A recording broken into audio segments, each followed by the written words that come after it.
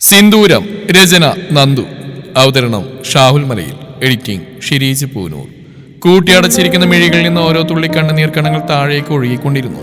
മുഖത്തേക്ക് അടിക്കുന്ന സൂര്യപ്രകാശ തലാത്തുള്ളികൾ രത്നം പോലെ വെട്ടിത്തിളങ്ങി. പക്ഷെ ആ തിളക്കത്തെയും എന്തൊരിക്കാൻ സാധിക്കും അവളുടെ ഉള്ളിലെ വേദനയ്ക്ക്. വിറയാർന്ന ചുണ്ടുകൾ കടിച്ചു പിടിച്ച് മുഴുവൻ വേദനകൾ ഉള്ളിൽ തന്നെ ഒതുക്കുമ്പോൾ ആ വേദനയിൽ അവൾ തന്നെ നശിക്കുകയായിരുന്നു. പതിവില്ലാതെ ആ വഴികൾ അവൾ ഒരു തരം ദൈന്യതയോടെ നോക്കുന്നതായി അവൾക്ക് തോന്നി. ബസിന്റെ സൈഡ് സീറ്റ് എന്നും പ്രിയപ്പെട്ടതാണെങ്കിലും ഇന്നത് അവൾക്കൊരു ഭാരമായി തോന്നി. കണ്ണു തുറന്ന് ഒരുപാട് സ്വപ്നങ്ങൾ നെയ്തു കൂട്ടിയ ആ ജനലഴികൾ ഇന്ന് അവൾ നോക്കി കളിയാക്കുന്ന പോലെ. കഴിഞ്ഞ തവണ വരുമ്പോൾ താൻ കണ്ടിരുന്ന സ്വപ്നങ്ങൾ, ഈ വഴിയെ സാക്ഷിയാക്കി നെയ്തെടുത്ത കുറെ മോഹങ്ങൾ എല്ലാം ഒരു മഴ പോലെ പെയ്തൊഴിഞ്ഞതായി അവൾക്ക് തോന്നി. ഇപ്പോഴും മനസ്സിൽ അച്ഛന്റെ മുഖമാണ്. കരഞ്ഞിളങ്ങിയ മിഴികളുമായി യാത്രയാക്കാൻ വന്ന അച്ഛന്റെ മുഖം. ഒന്നിനും വാശി പിടിച്ചിട്ടില്ല, മനസ്സറിഞ്ഞ് തന്നിട്ടേയുള്ളൂ. ഇന്നേവരെ താനൊന്നും ആഗ്രഹിച്ചിട്ടില്ല അച്ഛന്റെ സന്തോഷമല്ലാതെ. പക്ഷെ ഇന്ന് യാത്രയാക്കാൻ വന്ന അച്ഛൻ കൈകൂപ്പി തന്റെ മുന്നിൽ അപേക്ഷിക്കുന്ന കണ്ടപ്പോൾ അത് കണ്ടു നിൽക്കാൻ പോലും ഒരു മകൾക്കും കഴിയില്ല. താൻ അധികമായി ഒന്നും തന്നെ മോഹിച്ചിട്ടില്ല. എന്നിട്ടും എന്തിനു വിധി എന്നോട് ഇത് ചെയ്തു? മനസ്സിൽ കലങ്ങി മറയുന്ന ചിന്തകളുടെ പ്രതിഫലനമെന്നോണം വീണ്ടും അടഞ്ഞ മിഴികളിലൂടെ കണ്ണീര് ഒഴുകിക്കൊണ്ടിരുന്നു. Hello madam. ആ വിളിയാണ് അവൾ ഉണർത്തിയത്. പതിയെ കണ്ണു തുറന്നു നോക്കി അവൾ അടുത്ത സീറ്റിൽ നിന്ന് തന്നെ നോക്കുന്ന ഒരാളെയാണ് കണ്ടത്. Anything serious? കരഞ്ഞു തളർന്നിരിക്കുന്ന അവളോടായി അയാൾ ചോദിച്ചു. നത്തിങ്. ആൾ മുഖം ഹാൻഡ് കർച്ചീഫ് കൊണ്ട് തുടച്ച് നേരെയിരുന്നു. ആ വിൻഡോ നടക്കാമോ? അയാൾ അവളോട് ചോദിച്ചപ്പോഴാണ് പുറത്ത് ആർത്തലച്ച് പെയ്യുന്ന മഴ അവൾ ശ്രദ്ധിച്ചത്. അവൾ ആ ഗ്ലാസ് വിൻഡോ നീക്കി നേരെയിരുന്നു. അവൾ പുറത്തേക്ക് നോക്കിയിരിക്കുമ്പോഴും അയാളുടെ കണ്ണുകൾ അവളിലായിരുന്നു. കരഞ്ഞു വീർത്ത ആ കൺപോളകൾ അയാളിലും നോവുണർത്തി. എങ്ങോട്ടാ? പുറത്തേക്ക് നോക്കിയിരുന്ന അവളോട് അയാൾ ചോദിച്ചു. ട്രിവാൻഡ്രം. അവൾ പതിയെ പറഞ്ഞു.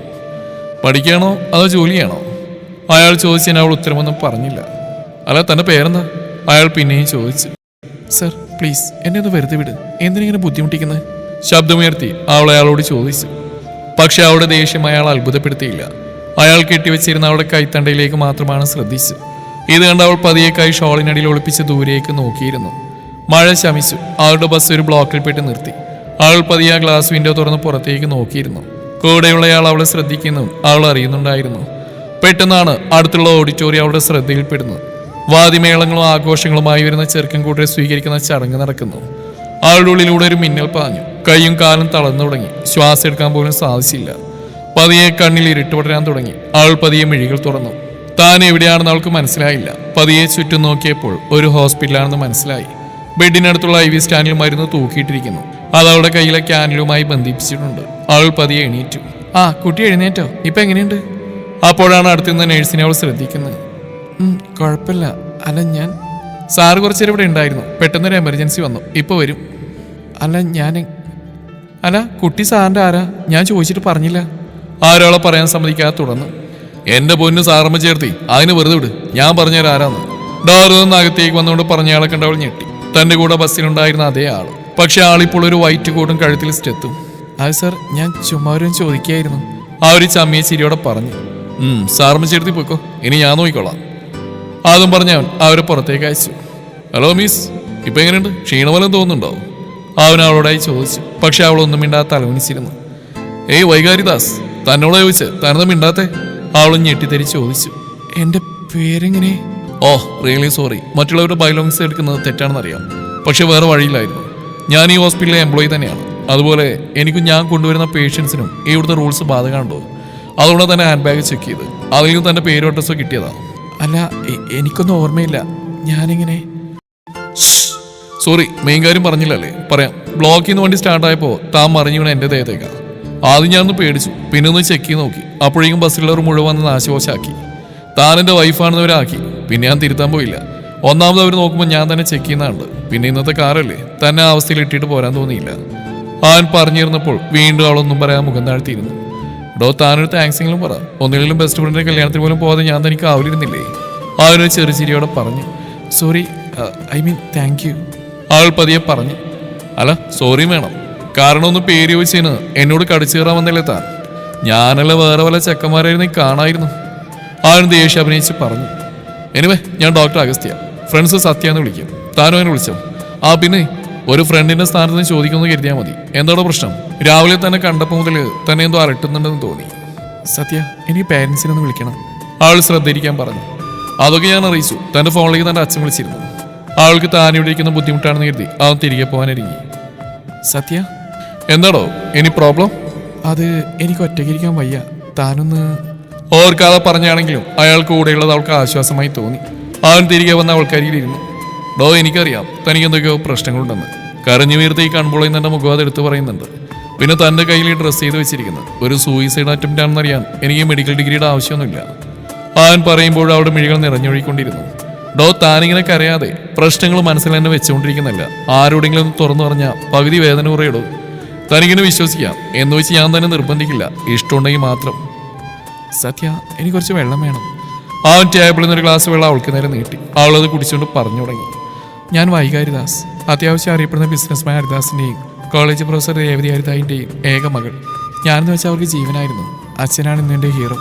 അച്ഛൻ്റെ ആഗ്രഹങ്ങൾക്കാണ് ഇന്ന് ഞാൻ മുൻഗണന കൊടുത്തിട്ടുള്ളൂ. അക്കാദമിക്കലായിട്ടും അല്ലാതെയും മത്സരിക്കുന്ന എല്ലായിടത്തും ബെസ്റ്റ് ആവണമെന്ന് എനിക്ക് വാശിയായിരുന്നു.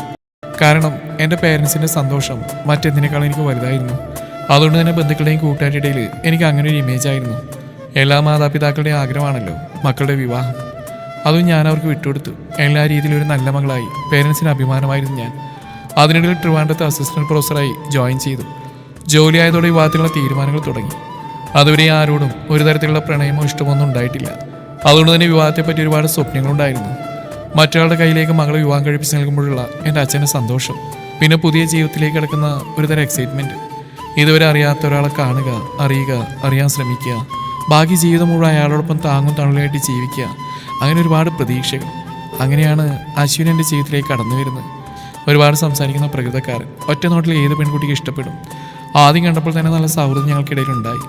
പിന്നെ ഫോൺ വിളിയിലൂടെ കൂടുതൽ അടുത്തു. എല്ലാ വിശേഷങ്ങളും പങ്കുവെക്കാൻ നല്ലൊരു കൂട്ടായിരുന്നു എനിക്ക് അശ്വിൻ. അങ്ങനെ പുതിയ സ്വപ്നങ്ങളുമായി നല്ലൊരു ഭാര്യയാവാൻ തയ്യാറെടുക്കുന്ന ആളുകളായിരുന്നു.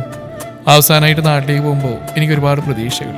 ഒരു പെൺകുട്ടിയെ സംബന്ധിച്ച് വിവാഹം അത് ഇത്രയും നാൾ നോക്കി നടത്തിയ മാതാപിതാക്കളുടെ കൂടെ നിന്നും മറ്റൊരാളുടെ വീട്ടിലേക്ക് മരുമകളായിട്ട് ചെന്ന് കയറുമ്പോൾ, പുതിയ ബന്ധങ്ങളുണ്ടാകുമ്പോൾ, പുതുതായി ചെന്ന് കയറുന്നിടത്ത് തീർത്തും അപരിചിതമായൊരിടത്ത് തന്നെ ചേർത്ത് നിർത്താൻ ഒരാളുണ്ടാകുമ്പോൾ, ജീവിതകാലം മുഴുവൻ സുഹൃത്തായി, സംരക്ഷണമായി, കൂട്ടായി, അങ്ങോട്ടും ഇങ്ങോട്ടും താങ്ങായി നിൽക്കാനൊരു പങ്കാളിയെ കിട്ടുമ്പോൾ, അങ്ങനെ ഒരുപാട് സ്വപ്നങ്ങൾ.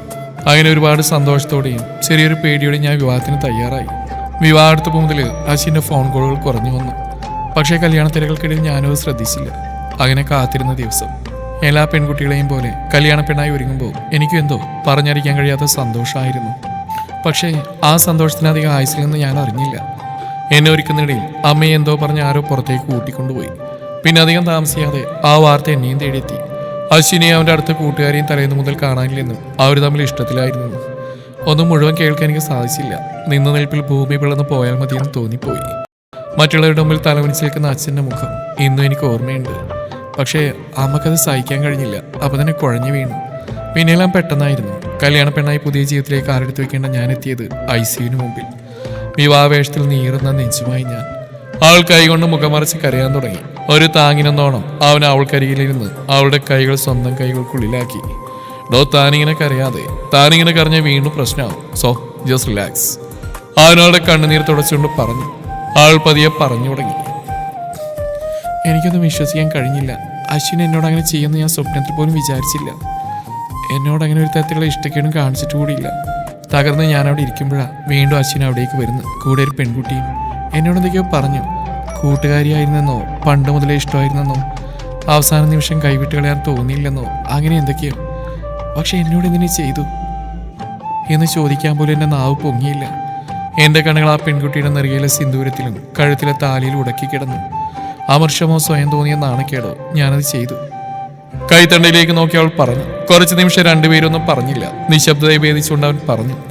വൈകാതെ ശരിയാണ്, ഒരു പെൺകുട്ടിക്ക് ഇത് സഹിക്കാൻ കഴിയില്ല എന്ന് വെച്ച് ഉടനെ ജീവിതം അവസാനിപ്പിച്ച് കൂടെയുള്ളവരെ വേദനിപ്പിക്കാൻ ശ്രമിച്ചതിനോട് എനിക്ക് യോജിക്കാൻ കഴിയില്ലടോ. ഗൗരവത്തോടെ സത്യം പറഞ്ഞു. പിന്നെ ഞാനെന്ത് ചെയ്യണമായിരുന്നു? എൻ്റെ അമ്മ മരണത്തോട് മല്ലടിക്കുന്നു. അച്ഛൻ കൂട്ടുകാരുടെയും ബന്ധുക്കളുടെയും മുമ്പിൽ തലതാഴ്ത്തി നിൽക്കുന്നു.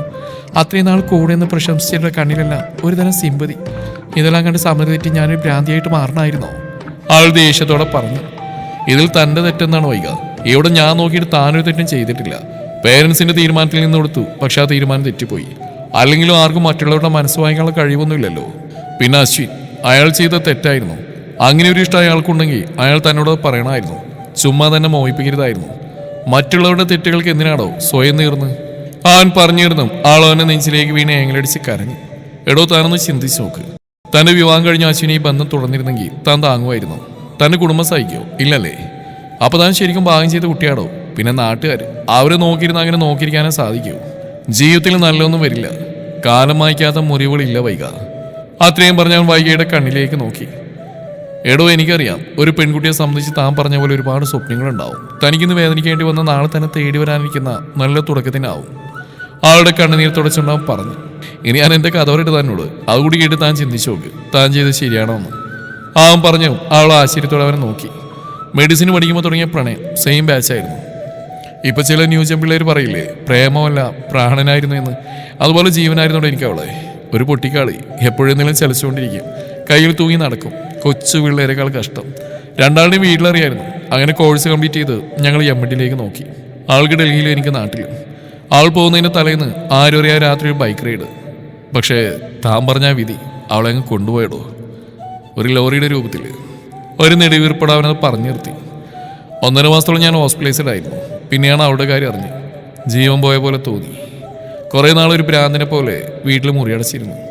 അവളുടെയും എന്നെയും വീട്ടുകാരെ ഫേസ് ചെയ്യാനുള്ള ബുദ്ധിമുട്ട്, അവളില്ലാത്ത ലോകത്തോടുള്ള അമർഷം എല്ലാം കൊണ്ടും തകർന്ന് ഞാൻ വീട് വിട്ടിറങ്ങി. കുറേ ചുറ്റിത്തിരിഞ്ഞ് അലഞ്ഞു. പല നാടുകൾ കണ്ടു. പലരെക്കുറിച്ച് അറിഞ്ഞു. മറ്റുള്ളവരുടെ പ്രശ്നങ്ങൾ മനസ്സിലാക്കാൻ ശ്രമിച്ചു. സത്യം പറഞ്ഞാൽ മറ്റുള്ളവരുടെ പ്രശ്നങ്ങൾ അറിയുമ്പോൾ നമ്മളെല്ലാം എന്ത് ഭാഗ്യവന്മാരാണെന്ന് തോന്നിടോ. അങ്ങനെ തിരികെ എത്തി MD കംപ്ലീറ്റ് ചെയ്തു. മുഴുവൻ സമയം ആതുര സേവനത്തിൽ ശ്രദ്ധിച്ചു. ഇങ്ങനെ പോകുന്നു. ഒന്നും മുഴുവനായി മറക്കാൻ സാധിച്ചില്ല. പക്ഷേ ഈ ജോലി മുറിവിലും മരുന്ന് കൂട്ടി തരുന്നുണ്ടല്ലോ, അത്രയും സുഖം. ഒരു ചെറു ചിരിയോടാവൻ പറഞ്ഞു. അപ്പോൾ ആദ്യമായി അവളുടെ കണ്ണിൽ കണ്ണീരിന്റെ തിളക്കം അവൾ കണ്ടു. പിന്നീട് ഇരുവരുടെയും ഇടയിൽ കുറച്ചു നേരം നിശബ്ദ തളം കെട്ടി കിടന്നു. അവൻ പതിയെ അവിടെ അരികിൽ നിന്നും ജനലരിയിലേക്ക് നടന്നു. തനിക്കറിയോ, ഞാനും തന്നെ പോലെ പല ബുദ്ധിമോശം കാണിച്ചിരുന്നെങ്കിൽ എന്തു പറ്റുമായിരുന്നു? നഷ്ടം മുഴുവൻ എനിക്ക് മാത്രം. എനിക്ക് ഇത്രയും പേരുടെ ജീവൻ രക്ഷിക്കാൻ സാധിക്കില്ലായിരുന്നു. മനുഷ്യരുടെ ദുഃഖം മനസ്സിലാക്കാൻ പറ്റില്ലായിരുന്നു. ഞാൻ കഷ്ടപ്പെട്ട് പഠിച്ചതിൻ്റെ ഡിഗ്രി വെറുതെ ആയനെ. നമ്മൾ മരിച്ചാൽ ചിലപ്പോൾ കുറച്ചാൾ നമുക്ക് വേണ്ടി കരയാൻ ആളുകളുണ്ടാവും. പക്ഷെ പിന്നെയും നഷ്ടം നമുക്ക് മാത്രമാടോ. Really sorry. എന്തിന്? അത് പറയടോ. അത് ബസ്സിൽ വെച്ച് പേര് പറയാതിരുന്നതിന്. ആൾ തലകുരിച്ച് പറഞ്ഞു. ആദ്യമൊന്നും ഞെട്ടിയെങ്കിലും പിന്നെ അവൻ്റെ മുഖത്തൊരു പുഞ്ചിരി കളിഞ്ഞു. പതിയെ ആ പുഞ്ചിരി ഒരു കൂട്ടിച്ചിരിക്ക് വഴിമാറി. താനാള് കൊള്ളാനോടോ, അവനൊരു ചെറിയ ചിരിയോടെ പറഞ്ഞു. പെട്ടെന്ന് ഡോറിന്ന് അവിടെ അച്ഛനവിടേക്ക് വന്നു. മോളെ, എന്താ പറ്റിയേ? അച്ഛൻ അവളെ കെട്ടിപ്പിടിച്ച് ചോദിച്ചു. ഒന്നുമില്ലെങ്കിൽ ചെറിയൊരു BP variation. Now she's fine. Sathya അയാളുടെ തോൾ കൈ വെച്ചു. മോളെ, അച്ഛനോട് ഇപ്പോഴും പറഞ്ഞു തീർക്കുന്നതിന് മുമ്പ് അവളെ അയാളുടെ വാകുത്തി. എൻ്റെ അച്ഛൻ എന്നോട് തെറ്റും ചെയ്തിട്ടില്ല. ഞാനല്ലേ എൻ്റെ അച്ഛനെ വേദനിപ്പിച്ച്. എന്താങ്കിൽ ഇത്ര നേരം ഹാപ്പിയായിരുന്ന കുട്ടിയെ അങ്ങനെ വിഷമിപ്പിക്കാനാണ് വന്നത്. വൈകിയെ കണ്ണു ചിമ്മി കാണിച്ച് സത്യ പറഞ്ഞു. അച്ഛാ, ഇത് സത്യ, ഡോക്ടർ അഗസ്ത്യ. എന്നെ ഇവിടെ എത്തിച്ചെന്ന് നോക്കിയ സത്യയാണ്.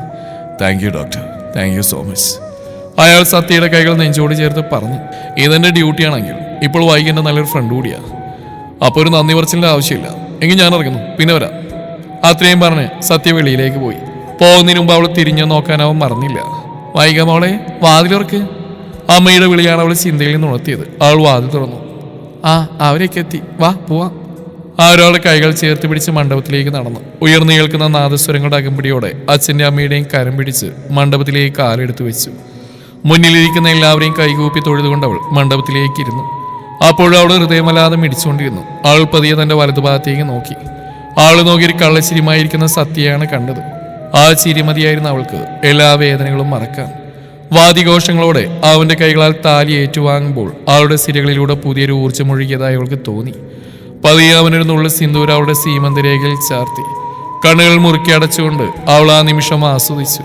അറിയാതൊരു തുള്ളി കണ്ണുനീർ അവളുടെ കവിളണങ്ങളെ തലോടി ഇറങ്ങി. കരഞ്ഞു കരഞ്ഞ് താന്റെ ജീവിതം ഇതുപോലെ കരഞ്ഞൊരു അവാർഡ് കൂടെ ആക്കുവോ? കയ്യിൽ പറ്റിയ സിന്ദൂരം അവളുടെ മൂക്കിൻ തുമ്പിൽ പുരട്ടി അവൻ പറഞ്ഞു. അവൾ നാണത്തോടെ മിഴികൾ താഴ്ത്തി നിന്നു. നിറപറയും നിലവിളക്കും സാക്ഷിയാക്കി അവൾ ആ മണ്ഡപത്തെ വലം വയ്ക്കുമ്പോൾ ഒരിക്കലും പിരിയാത്തവണ്ണം സത്യയുടെ വിരലുകൾ വൈകിയുമായി കോർത്തിരുന്നു. അവരുടെ സംഗമത്തിന് പ്രതീകമെന്നോണം ഒരു ചെറുചാറ്റൽ മഴ ഭൂമിയെ പുൽകാൻ തുടങ്ങി.